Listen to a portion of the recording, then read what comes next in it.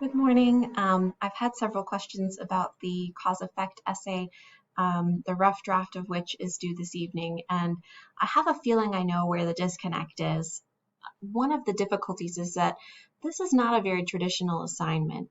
What I'm asking you to do is write about your writing, and that's not something that we're necessarily used to doing.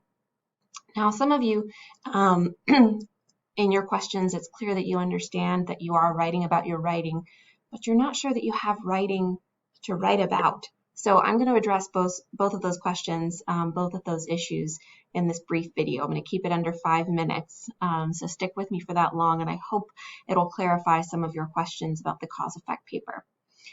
So the thing to keep in mind is that when we're looking at cause and effect in this paper, the cause is English 111, the learning that has happened in English 111, and the effect is a specific piece of writing that uses what you've learned in English 111 or doesn't use what you've learned in English 111, and as a result, maybe has a few things that didn't go as well as they could have. Okay, so there's room to write about whether you've really applied these things to your writing or you haven't, and what the result has been of not using the things that we've talked about in this class or that you've read about in this class.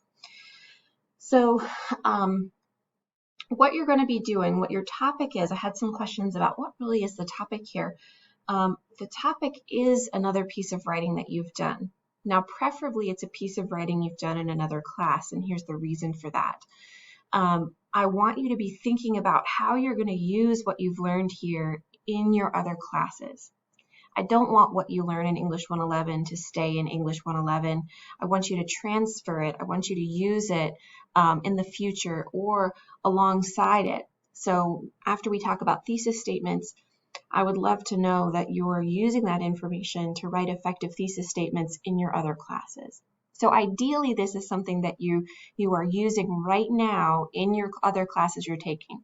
If you're not taking another class, you can use a paper written for this class. That's completely fine. You can also use something that you've written for work. That's also fine.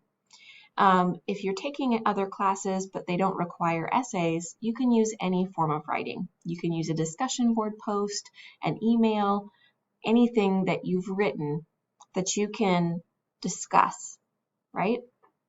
Okay, so the focus of your paper will be on what was the effect of this class on that piece of writing.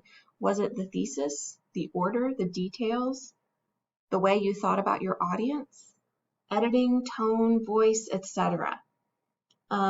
So which of these pieces that we've talked about in the class can you see in your piece of writing? And again, if you really didn't think about it at all, you can imagine how might that have changed the outcome of the piece of writing you created if you had thought about those things. So you could say, for instance, if I had thought about, what I know about order, I probably would have rewritten this assignment in this particular way. That's perfectly fine. Now, if I'm explaining this and it still isn't helping and you're thinking, I just can't do this topic, it's not clicking, it's not making sense. The purpose of this assignment, the primary purpose, is to have you show me that you can write a cause-effect paper. The secondary purpose is for you to think about how you're going to use what you've learned and for you to really think in depth about your own writing and how that has changed or how it should change.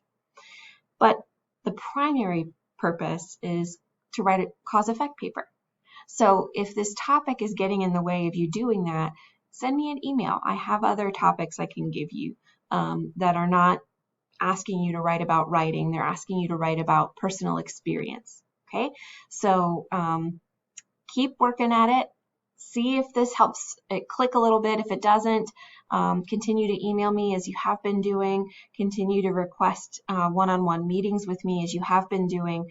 I also have office hours tomorrow, Friday, September 17th from 9 to 11, and those are virtual and in person. So feel free to drop into those either through the Zoom link on Blackboard or in my office, which is also listed on Blackboard.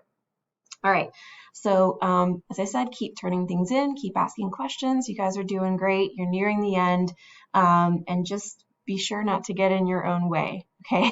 So ask for help when you need it. Have a great one, folks. I'll talk to you soon.